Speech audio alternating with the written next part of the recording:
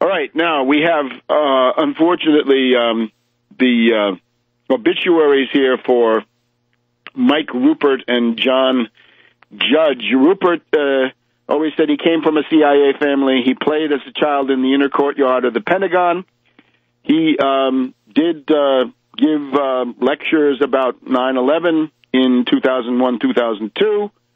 These had some significance, but this was never the main issue for him. He was always more interested in peak oil. Therefore, he was more interested in Malthusianism, Darwinism, including social Darwinism, and ultimately Rousseau.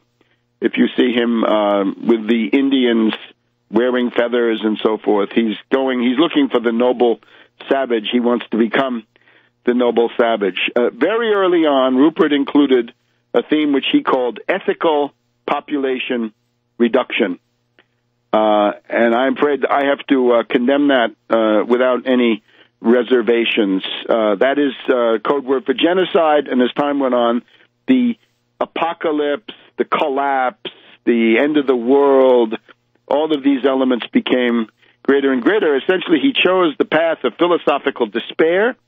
He seems to have chosen the idea that the material universe is evil, and then drew the final consequences by killing himself, if that's what happened. So a tragic story, but it seems to me the lesson of it is don't embrace Malthusianism, social Darwinism, and Rousseau. You get into a block universe, you get into a situation where the human condition is truly tragic and hopeless.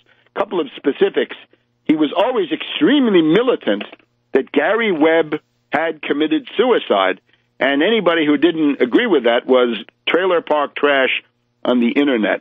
I would say that doesn't follow. Where's the proof? I would say the question of Gary Webb is still very much an open one, whether the CIA was involved in that, as they might have been involved in the killing of Hastings more recently. The other problem with Ruppert is you cannot write about 9/11 by putting yourself in the center of it, right? If somebody comes along and says 9/11 was ordered by Bush and Cheney to prevent me, whoever the me is, from exposing, say, Condoleezza Rice's ties to the Nazi International, that indicates an unstable mental condition. And unfortunately, this is Ruppert from beginning to end. From the 1998 intervention against Deutsch, all about himself, to the crossing the Rubicon, he is present there at every point.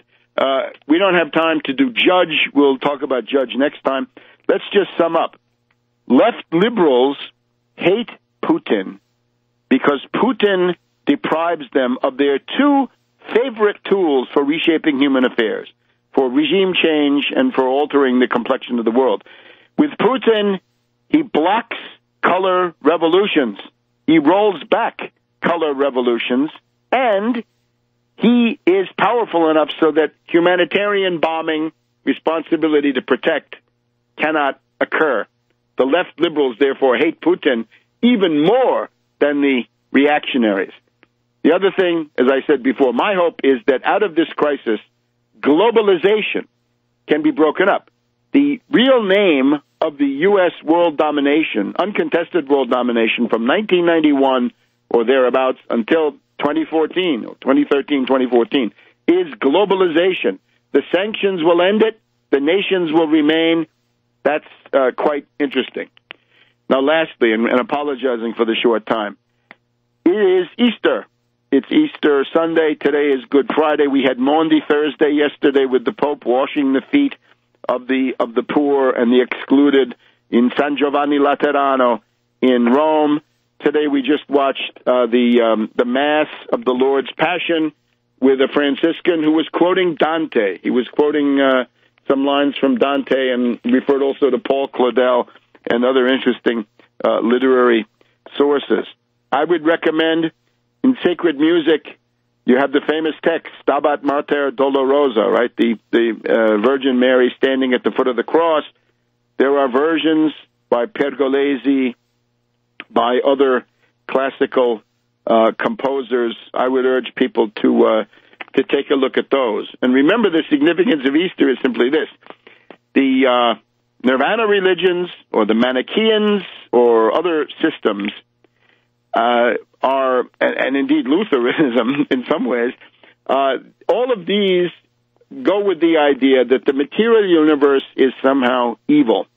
And as I say, I think Ruppert ultimately got himself to a situation where he felt that the material universe was evil. And the answer to that is then you leave it. But the question of Christ is, if God is willing to come into the world, the philosophical significance of this is that the material universe is therefore not necessarily evil. It can, of course, be evil, but that is not a metaphysical status of evil. That is generally the product of human free will being misused.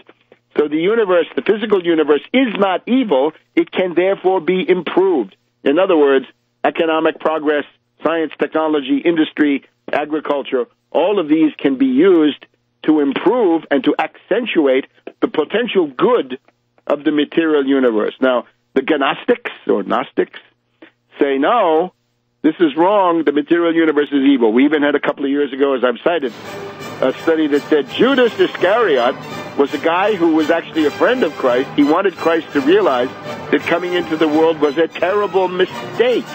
Well, no. The fact is, material universe is susceptible to improvement. It doesn't have to be evil. It can be good. And God loves the world. And remember the main message of Easter. Peace. World peace is the principal message of Easter, and that's worth living by. See you next week on World Crisis Radio.